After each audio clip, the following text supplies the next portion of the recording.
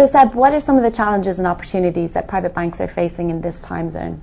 The thing that we're very worried about is the economics of most of the private banks in this region. It's a quiet secret about the economics in terms of the cost-income ratios here. Most of the international firms are finding it incredibly difficult to make good money. Having said that, they've put most of their global strategy, quite a lot of the bets are on Asia providing them with that rider of income. I don't think I'm going to see huge consolidation in this region because I think most firms have committed too much to withdrawal. But what we will see is a lot more domestic operators growing in their scale. We'll also see probably a lot more independents, a lot more independent advisors. I wouldn't go so far as to call them independent financial advisors, but that's really what they are. Independent wealth advisors. It's not really an industry that's fully developed here. It should be. And there's strong customer demand for it from the research that we do. So you've got a combination of issues coming. You've got the economics presenting some business issues that the bigger firms have to face. You've got demand, which is from the client perspective, where they're beginning to look for independent solutions. And you've also got the rise of essentially more regional/domestic operators. And it's not to make a huge divide between international and domestic, because there isn't, but it's a lot more credibility is now based in the onshore market than ever was in the past. There's big growth opportunities in Asia for private banks. What do they need to do to harness this? The business model here is primarily on two parts. Obviously, the client relationship model requires human interface, and that's something that's got to improve. Now, there's a shortage of, let's say, modern private banking talent within this market that is an issue.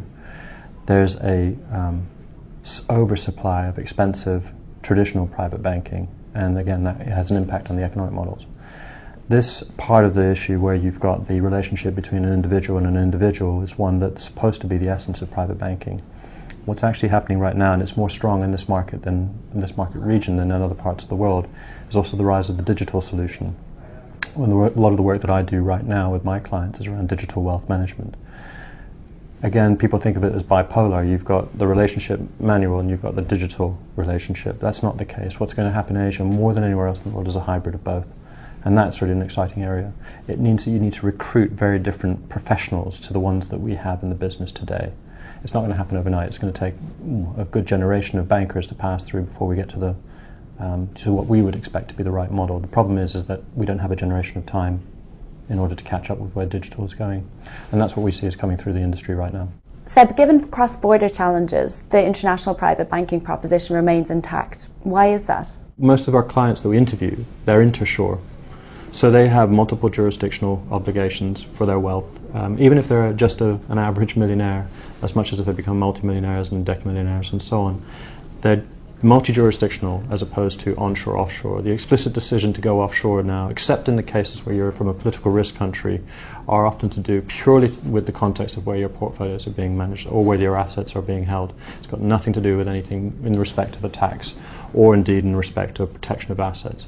Now, where that does come into play in this region may be in some political risk countries. So for argument's sake, that could be in Thailand or Indonesia or even in the Philippines, but not really, or contextually potentially China. But it's rare. Most clients will do it from an offshore-onshore as a hybrid intershore. So that's the first thing. The second thing is the phrase international private banking, which is a much more attractive phrase. I think it's a much more real phrase for what the business is. And clients really don't know the understanding of what international private banking is yet, largely because the industry doesn't know it either. So definitions are key, and language is key.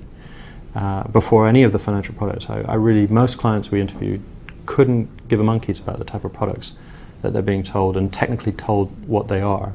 They care most about what it does for them. And it's in every aspect of life.